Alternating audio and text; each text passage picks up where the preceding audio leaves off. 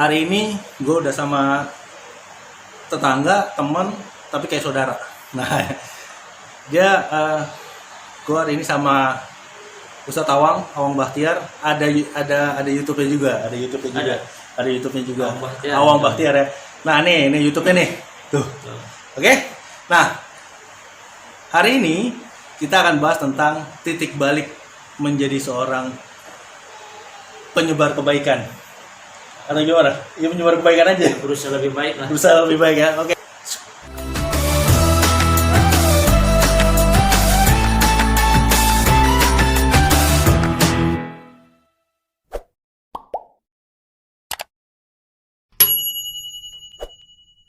Hai, halo, apa kabar teman-teman semua? Semoga hari ini lebih baik dari hari kemarin ya. Sama Ustadz Awang. Sama Ustadz Awang. Jadi boleh cerita nggak? Kenapa titik balik dulu kan mungkin sebelum jadi pendakwah atau bisa apa ya? Disebutnya Ustadz lah ya, disebutnya Ustadz gitu ya. Nah, titik baliknya kenapa sih memilih jalur agama religius, gitu, yang lebih religius gitu. Nah, sebelumnya tuh sebelum jadi religius tuh siapa sih sebenarnya Awang Bahtiar ini gitu. Dia bertanya-tanya kan. Gitu ya. Teman-teman, saya menyapa dulu ya. Iya. Buat pemirsa, youtuber atau Subscribe ya. Jangan lupa subscribe acara ini. Assalamualaikum warahmatullahi wabarakatuh. Setiap manusia pasti punya pilihan dalam hidup. Ya. Dan hidup itu pilihan. Artinya semua orang ketika dihadapkan satu titik jenuh. Nah, biasanya orang tuh pasti mengalami peristiwa di mana dia berpikir, kok hidupku begini terus kan, Begini aja gitu. Artinya dia ingin melakukan suatu perubahan Dalam hidup yang lebih baik. Nah, ketika seseorang sudah sampai tingkat seperti itu, Ya. naluri manusia itu pada prinsipnya dikasih Tuhan jatah yang sama. Nah, cuman terkadang kita tidak memahami itu. Nah, ketika seseorang sudah masuk dalam level yang dimana dia berpikir bahwa merasa hidup dia harus ada yang berubah kan gitu. Nah, hari ini saya bersama saudara saya Baskoro dan sahabat saya, kita menceritakan siklus kehidupan saya yang mungkin hari ini teman-teman bilang Ustadz, ya sebetulnya jauh lah dari kata Ustadz itu. Cuman ya sedikit saya harus bersyukur, minimal ada beberapa kegiatan yang mirip-mirip lah nyerupai Ustadz. Nah teman-teman, ini semua butuh proses sebetulnya. Jauh sebelum saya di posisi hari ini berkawan dengan banyak beberapa ustadz, dengan para guru, para kiai, ya setidaknya kita ke bau-baunya lah kan gitu. Aura-aura positifnya ya. Iya. Lebih baik bau ustadz daripada ustadz bau kan gitu.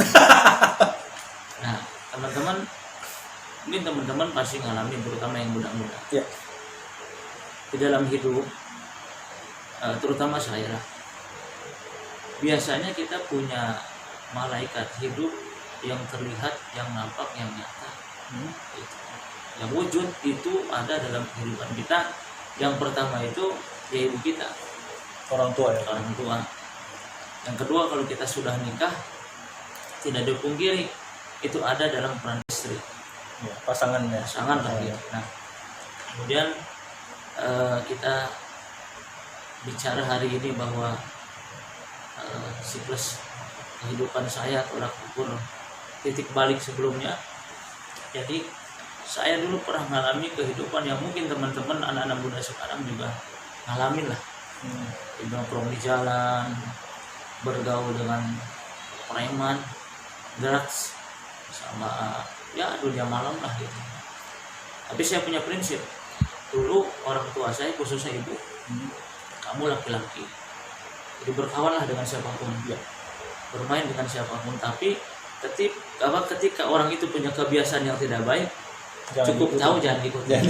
Misalnya kita berkawan dengan preman, rampok dan lain sebagainya. Selama berkawan kita dengan baik, ya lanjutkan. Tapi ketika dia melakukan yang tidak baik, kita cukup tahulah, tapi berusaha kita mengajak dia ke kebaikan. Nah, hari ini teman saya menanyakan bahwa bagaimana perubahan itu terjadi. Nah, dulu teman-teman saya juga sama, ya mengalami hidup malam, bergaul dan lain sebagainya. Suatu saat ketika saya sudah masuk nikah lah ya, berkeluarga. Jadi di situ saya berpikir bahwa saya sebagai leader dalam rumah tangga itu punya tanggung jawab besar. Jadi di dalam agama itu ada satu firman Tuhan, jaga dirimu dan keluargamu dari siksa api neraka. Jadi peran berat laki-laki seperti itu. Itu yang paling berat ya. Ya ayyuhalladzina amanu qu anfusakum wa ahlikum nar. Jaga dirimu dan keluargamu dari Api neraka. Nah, ketika saya berpikir itu, wah saya harus punya mentor kehidupan. Dulu masih bujangan, kita sering ke ulama, berguru, tapi tidak continue gitu, tidak intens. Ketika saya sudah nikah, keluarga, nah disitulah peran istri tadi yang saya bilang. Biasanya dalam keluarga itu jangan remehkanlah istri. Feelingnya kuat, punya insting kuat. Instingnya sendiri soalnya. Nah, hari ini yang saya anggap sudah seperti orang tua, Pak Kiai Syarif Rahmat, mudah-mudahan beliau sehat selalu. Amin. Saya tuh sebenarnya mempertemukan istri saya. Saya nggak kenal, istri saya pun nggak kenal. Bayangkan tuh, sama-sama dulu. Sama-sama nggak kenal ya. Nggak kenal. Nah, kemudian istri saya ngeliatlah di sebuah tayangan televisi, istri saya bilang kalau mau diikutin ini orangnya, ini kiainya. Saya pikir nggak ada salahnya lah. Gitu. Istri kita ikutin. Nah, ketika istri bilang begitu, terus saya cek alamatnya beliau, akhirnya juga nggak langsung ketemu. Nggak bisa langsung ketemu loh ya. Nggak ketemu. Istilahnya jauh lah. Jauh ini banget. Jaraknya gitu ya. Jauh banget. Saya 2009 itu SMS. Kalau nggak salah. Masih SMS ya. Pokoknya belum ada BBM, belum ada WhatsApp, WA belum ada. Bayangkan SMS setahun. Nah, teman saya bilang, wah ente ditipu.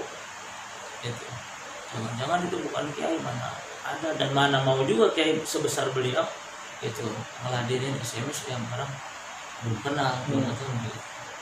Nah, suatu ketika saya ketemu dengan beliau di Jakarta lah. Jadi beliau mengizinkan saya ke pondok pesantren. Nah, sejak itu saya dijazahkan kitab munajat. Beliau bilang kampung itu akan bersinar. Nah, saat itu pun saya masih berpikir mana yang bersinarnya gitu. Sebagaimana cara menyampaikannya. Nah, buku munajat itu kurang lebih 6 bulan tuh di lemari. Nggak disentuh malah. Nggak disentuh, saya juga nggak pernah baca. Karena belum ada kelihatan pandangannya sampai seberapa sih harus gua kerjainnya. Nah, gitu. iya itu. Nggak saya baca. Saya juga bingung mau ngapain. Nah, disitulah saya punya keyakinan bahwa hidayah itu seperti tamu. Ya. Artinya gimana hidayah itu seperti tamu? Sehebat apapun kita tuan rumah, itu kalau ada tamu datang, walaupun itu pejabat, itu bawa uang banyak dan lain sebagainya, kalau kita sendiri tidak buka pintunya nggak akan masuk. Jadi artinya hidayah itu harus dijemput. Ikhtiar kita berdoa meminta petunjuk, itu, ya Allah berikan aku petunjuk. Tapi kita juga ada ikhtiar lahiriah. Jadi ada penjemputan secara niat lah. Kalau kita menunggu mungkin bisa tapi lama kan gitu. Waktunya ya. Nah, seiring waktu berjalan tiba-tiba saya buka munajat, akhirnya 1-2 orang bla bla bla bla Kita mulai komunikasi, satu kumpul, dua kumpul terus. Alhamdulillah kita punya kegiatan juga di sini. Dan saya punya prinsip gini teman-teman. Jadi ada dua kalimat yang serumpun tapi tidak sama maknanya. Serumpun tapi tidak sama. Apa tuh? Satu taklim, dua takjim. Itu mirip-mirip serumpun tapi maknanya jauh berbeda. Artinya gini, kalau seseorang mau mengetahui keilmuan, mau mengetahui tentang Tuhan, tentang kehidupan, nah itu adanya di taklim. Oke. Itu majelis taklim. Majelis taklim. Taklim kita artinya menerima ilmu, ngaji di satu tempat di majelis taklim. Nah, ketika mendapatkan pengetahuan itu supaya berkah, ibarat kita sudah punya bibit, nanam pohon kan pengen berbuah tuh. Iya. Harus ada kalimat takjim. Takjim itu sebuah penghormatan, gitu, pengabdian kita kepada sang guru. Jadi jangan heran, jangan kaget kalau teman-teman melihatlah ada beberapa tokoh atau manusia yang memiliki kelihatannya rapi, sebutannya mungkin ustadz, tapi tidak ada manisnya, tidak ada buahnya. Mungkin dia kurang fatihah kepada gurunya. Banyak banget ya. Banyak. Tapi banyak juga kejadian itu sih. Banyak kejadian. Jadi kesannya jadi kayak apa ya? Jadi kayak ustadz ngaku-ngaku lah. Oh, banyak. Ya kan? Ustadz ngaku-ngaku banyak loh, Pak. Banyak. Ustadz ngaku-ngaku gitu. Jadi nah, pada saat untuk mau menentukan titik balik pembelajarannya lebih dalam itu selain karena istri, itu karena apa lagi sih, Pak? Ya pertama itu kan keinginan kuat ya. Keinginan dari hati. Dari hati. Gitu. Hidayah bukan kalau kayak gitu? Ya itu hidayah juga. Hidayah bukan? Hidayah juga. Hidayah ya? Hidayah juga. Hidayah. Artinya kita punya keinginan kuat, kita ikhtiar, kita doa, Tuhan kasih jalan. Kasih jalan. Nah, sekarang misal begini, saya punya saudara lah, pengen maju misalnya. Nah, ketika dia duduk, gitu, ayo kamu berdiri, ayo kamu bangun, ayo kamu bangkit. Sudah ada orang yang mendorong itu, tapi dia tidak lakukan, tidak akan terjadi. Oh iya benar. Ya kan? Benar. Nah, Ayo. jadi istilahnya kalau ada orang kecemplung, gue mau tolongin, dulunya masih nyaman, nggak bakal naik iya. juga gitu kan? Karena yang paling berat itu teman-teman, berpindah dari satu zona yang nyaman. Oh, Itu keluar dari comfort zone. Iya, itu berat. Nah, saya untuk melakukan hal ini tidak sedikit orang yang membujing, tidak sedikit orang yang menyek, gitu. Pastilah. Tidak kurang juga orang yang melemahkan lah gitu. Kan sehebatnya Nabi Muhammad juga kan dulu pernah diludahin orang. Iya itu. Apalagi kita manusia biasa Iya, gitu kan. Nabi aja buat mensiarkan agama aja dia sampai diludahin orang, sampai ditimpukin orang dan lain sebagainya, apalagi kita gitu kan. Betul. Nah, kalau untuk menentukan guru pembelajaran ini kan juga nggak mudah. Banyak kiai, banyak ustadz, banyak pemuka agama lah kita bilang, gitu, macam-macam. Kenapa feel-nya sama Ustadz Syarif, Kiai Syarif? Gini, Selain dari istri nih, iya. misalkan, tapi kan walaupun misalkan nih istri ngomong, oh sama yang ini aja nih, kalau hati kan ada yang lain biasanya gitu kan. Nah itu kenapa bisa menentukan ke seorang guru itu kan nggak mudah sebenarnya gitu. Jadi gini, sebetulnya guru atau orang tua di luar Pak Kiai Syarif juga saya ada banyak. Tapi kenapa hari ini sampai bisa intens terus komitmen yang sama, istiqomah dan ngikutin insya Allah dengan beliau? Pertama, saya rasa beliau itu secara sanad keilmuannya jelas. Jadi Dasarnya. ini yang paling penting ya teman-teman. Kita kadang-kadang kalau berguru punya ustadz atau punya orang yang kita anggap pintar, ternyata sanad ilmunya ke YouTube. Ya kan? Ini sama kayak podcastnya dari Bungkusnya sama Bos Bokir. Nah, iya. Kenapa dukun dibilang orang pintar? Nah, iya. Karena Yang datang orang bego. yang nggak bego. Nah, iya itu. Dia nggak bakalan nyalain kan gitu. Kalaupun dia salah, kenapa datang? Kenapa kan, datang? gitu. Nah, itu yang pertama, sanad ilmunya jelas. Kedua, kalau orang di luar membangga-banggain nasab keturunan, beliau bukan keturunan orang insya Allah biasa, artinya orang alim juga. Yang ketiga, secara pendidikan umum itu sudah tidak dilakukan, beliau juga dosen. Yang jauh lebih penting, ya ada kesamaan prinsip sebetulnya dengan saya. Jadi beliau ini menjunjung tinggi nilai-nilai nasionalisme, itu kebinekaan, tentang pribumi. Artinya bukan berarti kita tidak boleh memakai produk luar, tetapi akan lebih baik sebagai pribumi, anak negeri yang membanggakan, membangkitkan, Cintailah produk Indonesia. Karena ada kalimatnya begini kan, hubul waton minal iman. Okay. Mencintai tanah air itu sebagian daripada iman. Nah, kemudian bukan berarti Islam benar datang dari Arab, itu bukan tidak kita harus meninggalkan negeri kita kan, tetapi kita harus juga mencintai negeri dan menampilkan secara kualitas budaya, kebanggaan negeri gitu. Dan mohon maaf kalau boleh saya sampaikan, sebetulnya Indonesia ini miniaturnya dunia. Miniatur dunia. Kenapa demikian? Karena bicara toleransi di Indonesia ini udah ada, ya kan? Hindu ada, Kristen ada, Islam ada. Itu rukun. Iya, nggak saling foto-fotokan ya. Kalau di tempat lain itu agak sulit itu. Makanya satu-satunya negara yang mungkin hari ini masih stabil kedamaiannya Indonesia. Jadi tidak sedikit orang cemburu ke Indonesia.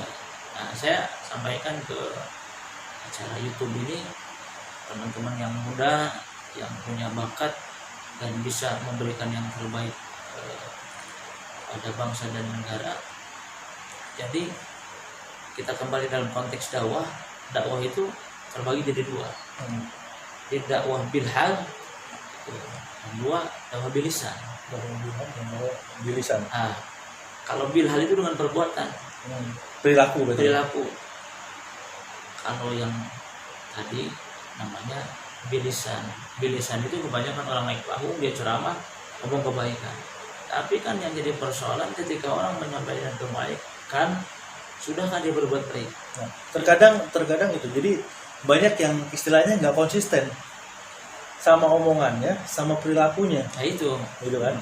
Apa yang diomongin, oke, itu benar gitu yang diomonginnya gitu kan. Tapi perilakunya si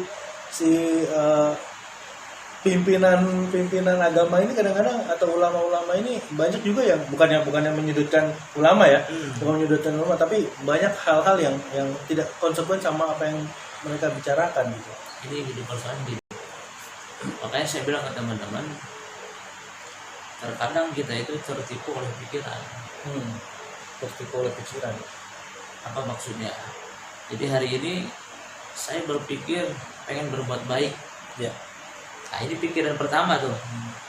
Kedua ada yang lewat, ayo malam ini kita ke karaoke gitu. Karaoke misalnya.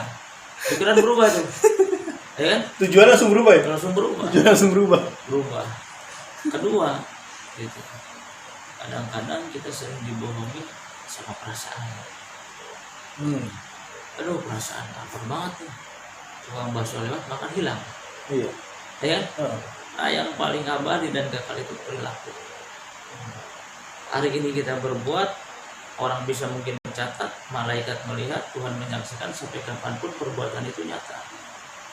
Ya. Jadi yang paling berat itu perilaku. Makanya saya bilang hati-hati. Termasuk saya mungkin jauh belum bisa kan gitu. Nah, kenapa Rasulullah SAW menjadi topnya Nabi lah bisa bilang gitu. Jadi panutan, baginda alam. Jadi Kanjeng Rasul itu kalau nyuruh dia pasti ngerjain. Itu. Nah, kebanyakan kita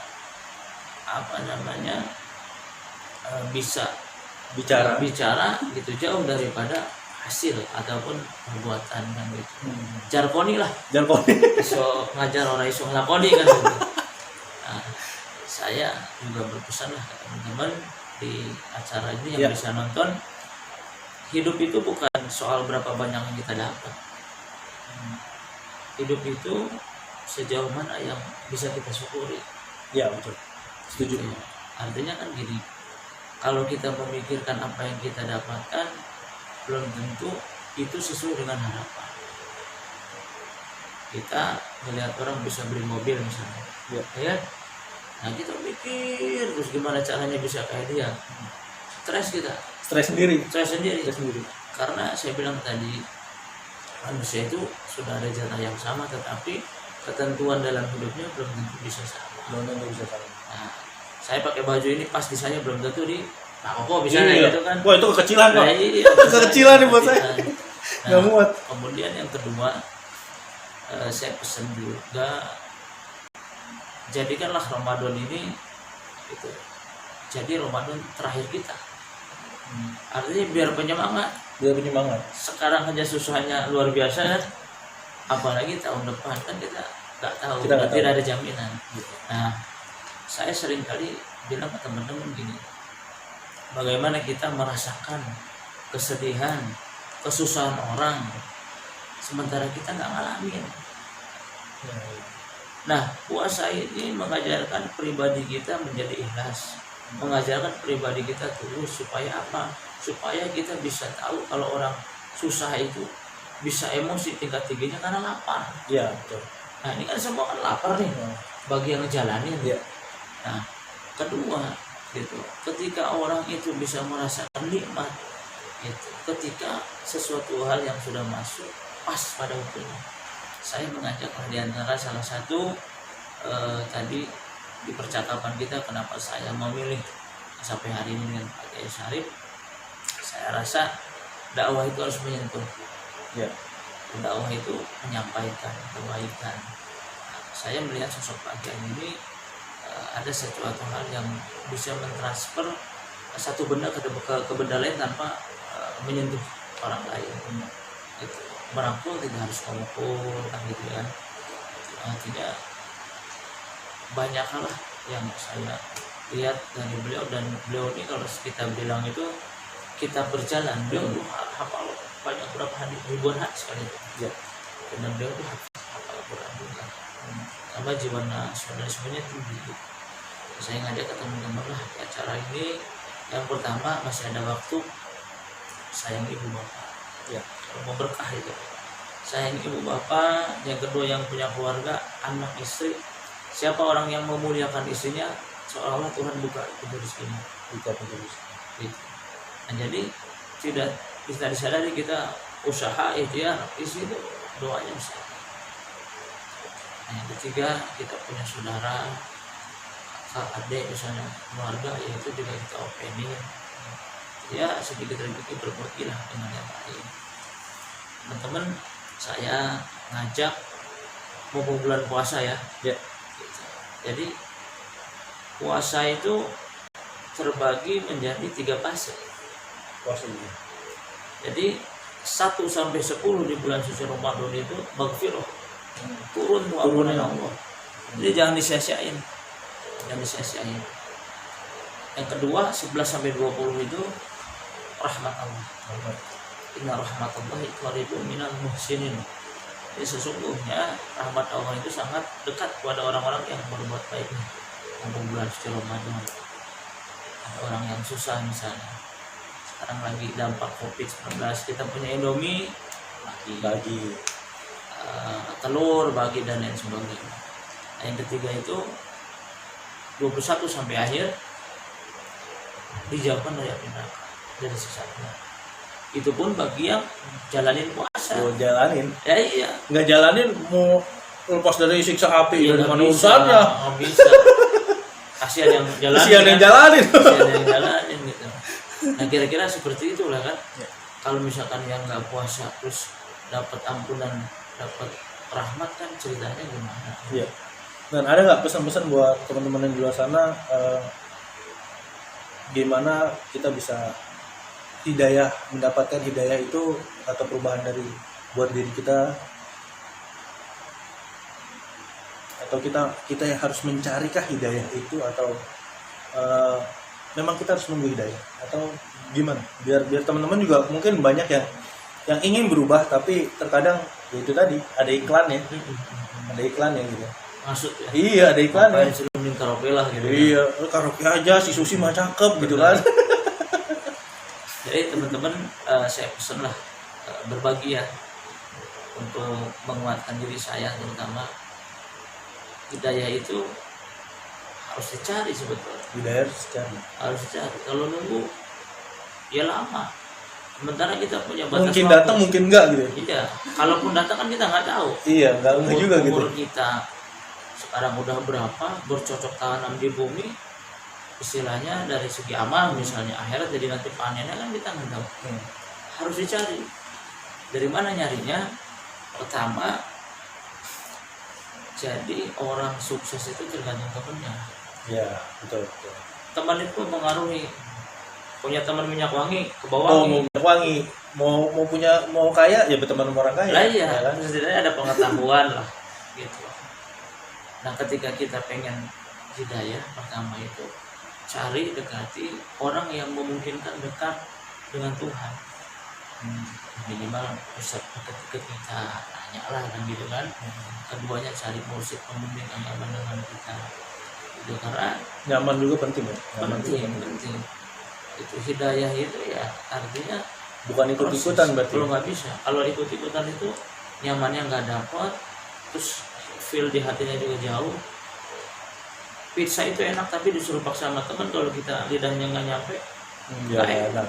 nggak enak karena ada paksaan. Masa enakan nasi liwet ya? Lah iya. Saya udah lama nggak ngeliwet ya. Nah teman-teman, itu yang pertama. Yang kedua, ketika kita sudah punya niat yang kuat, itu pertama niat. Amal niat, berangkat amal itu dari niat pengen berubah gitu. Tapi yang paling berat ini memang perubahan, berubah sesuatu yang menjadi baik dan meninggalkan yang tidak baik itu berat sebetulnya. Iya. Tapi harus kalau kita mau perubahan. Contoh misal, saya pernah baca di artikel itu bahwa Bob Sadino itu bisa bersedia di pengusaha itu, kalau nggak salah, pertama kali ketika beliau ke Nederland Belanda melihat telur. Iya, telur. Telur ayam Telur kok ayam. banget ya. Iya, telur ayam. Ini kalau dibawa ke Indonesia dikembangbiakan itu dari telur. Tapi manjada wajada, siapa yang bersungguh-sungguh maka dia akan berhasil. Ya. Ya kan? Ada juga yang bilang ini, telur itu kalau dipecahin dari luar beda sama dia pecah dari dalam. Kalau dipecahin dari luar jadi dadar, kalau pecah dari dalam jadi makhluk sendiri. Bisa. Jadi makhluk baru nih. Benar. Iya dong. Pecahnya dari dalam dia nih. Jadi makhluk baru. Nah itu kan artinya kan kita punya pemikiran lah Iya. ya, analisa. Yang kedua, ketika kita sudah punya niat yang kuat, yang kedua ini cari orang yang nyaman, pas dengan kita. Cari guru yang nyaman. Cari ya. guru yang nyaman dan Jadi kita juga belajarnya nyaman. sesuai anjuran yang pas Islam, yang memang kafah lah gitu ya. Kemudian yang ketiga, praktekkan. Jalani, jangan Jalani. jalani. Sekecil apapun jalani. Ya. Mampunya bismillah ya. Gitu. Nah di sini saya juga ulas lah teman-teman. Alhamdulillah kita sudah punya kegiatan di majlis. Ya. Kita punya majlis munajat. Jadi mungkin beberapa teman-teman saya yang dulu SMP, SMA, kuliah agak kaget juga melihat kegiatan saya sekarang gitu kan. Dulu Transformasinya. wah, iya, agak kaget. Transformasi dulu nongkrong sama gua loh. Nah, AO masih ada. saya dulu waktu SMA tuh ulang tahun, nah pasti bulan Mei ulang tahun saya. Besok saya ulang tahun, satu sekolah kosong. Percaya, sekolah kosong. saya nggak percaya, benar. Teman-teman gak usah tinggal nama gurunya. Kalian kalau si awam masuk jurang ikut kompak. Gitu. Kalau makan tele pada diem, kenapa diem? Nggak tahu pak, goblok kalian. Kalau zaman dulu guru itu galak tapi berkah. Beda sama sekarang. Beda.